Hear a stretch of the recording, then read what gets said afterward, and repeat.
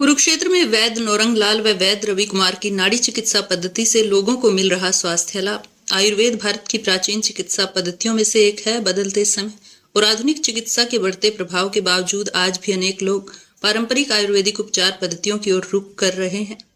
कुरुक्षेत्र में पांचाल धर्मशाला के नजदीक आयुर्वेदिक चिकित्सक वैद्य नौरंग लाल व वैद्य रवि कुमार नाड़ी चिकित्सा पद्धति के माध्यम से लोगों को स्वास्थ्य संबंधी समस्याओं में परामर्श और उपचार उपलब्ध करा रहे हैं। वैद्य रवि कुमार के अनुसार नाड़ी परीक्षण आयुर्वेद की पारंपरिक पद्धति है, जिसमें नाड़ी की जांच के आधार पर व्यक्ति के शरीर में वात, पित्त और कफ से संबंधित असंतुलन को समझने का प्रयास किया जाता है। उनका कहना है कि नाड़ी चिकित्सा पद्धति करीब 5000 साल पुरानी पद्धति है, जिसका उपयोग आयुर्वेद में लंबे समय से किया जाता रहा है। इसके माध्यम से नाड़ी की गति और प्रकृति का परीक्षण कर शरीर की स्थिति का आकलन करने का प्रयास किया जाता है। वैद्य रवि कुमार के अनुसार उनके पास आने वाले लोगों की समस्या को समझने के बाद उन्हें आवश्यक उपचार और स्वास्थ्य संबंधी परामर्श दिया जाता है।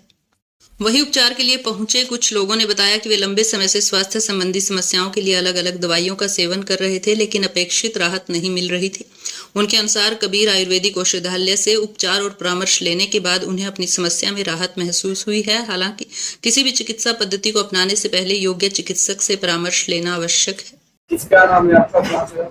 मेरा नाम प्रमोद कुमार है। मैं बिरला मंदिर से कुरुक्षेत्र से। क्या प्रॉब्लम थी आपको? हमारे जो मिसेज है उसको ना कमर में बहुत ज़्यादा पेन थी, झटका लग गया था कमर में।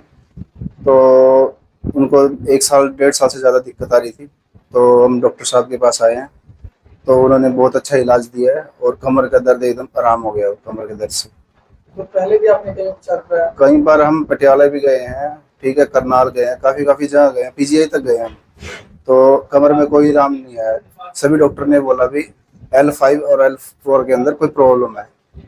तो हम साल सवा साल से डॉक्टर साहब के पास आ रहे हैं, तब भी कोई छोटी मोटी कोई प्रॉब्लम होती है तो यहीं से इलाज करवाते हैं अपना। और अब आराम है, काफ़ी आराम है। स्वास्थ्य ठीक है हमारा, ठीक है। और नाड़ी विशेषज्ञ हैं डॉक्टर साहब, उनको देख के ही, नाड़ी को देख के ही अपना इलाज बताते हैं और उसी से ही हमारा एकदम प्रॉपर आज आए हैं, प्रॉपर ट्रीटमेंट हुई है हमारी और आज हम एकदम ओके हैं। क्या नाम है आपका? जी मेरा नाम है जी। कहाँ से आप? मैं मोहननगर से आई हूँ। क्या प्रॉब्लम थी आपको जो आप यहाँ इलाज करा? मेरा यही प्रॉब्लम थी, मेरा गैस वगैरह बनती है और टांगों में दर्द है और कमर में दर्द है और माइग्रेन की दिक्कत थी। तो अब कैसी कंडीशन है? अब ठीक है जी। ठीक है पहले? हाँ जी, पहले से ठीक है जी। कहीं और से भी आपने दवाई कराई? हाँ जी, मैंने कई जगह से दवाई कराई है, पर मेरे को कहीं से भी फायदा नहीं हुआ। तो यहाँ के मेरे को बहुत अच्छा लगा, सब कुछ अच्छा है यहाँ। नाम है आपका? कहाँ से आप? तो आपको क्या प्रॉब्लम थी जो आप ट्रीटमेंट ले? मेरे गले में दिक्कत थी, तो वो मैं 1.5 साल से थी। पहले मैं इधर उधर से दवाई खाई थी, यहाँ से मैं जून से दवाई खाने लगी, वैसे ठीक है। ठीक है, किसी तरह कोई प्रॉब्लम तो नहीं है ना? बस ये थोड़ी और तीसरी रह रही है, उसके लिए आए हैं। आयुर्वेदिक इलाज है पूरी तरह से? आयुर्वेदिक इलाज। जी डॉक्टर साहब, क्या कहेंगे, किस तरह का इलाज किया जाता है? देखो जी, हमारे यहाँ पे ना नाड़ी देखी जाती है नब्ज, और नब्ज के द्वारा बीमारियों का इलाज किया जाता है। आजकल जो लोग हैं एलोपैथिक खा रहे हैं और उससे कोई इलाज नहीं हो रहा है, वो सिर्फ रोकथाम है। अगर आपको समाधान करना है तो आपको आयुर्वेद की शरण लेनी पड़ेगी।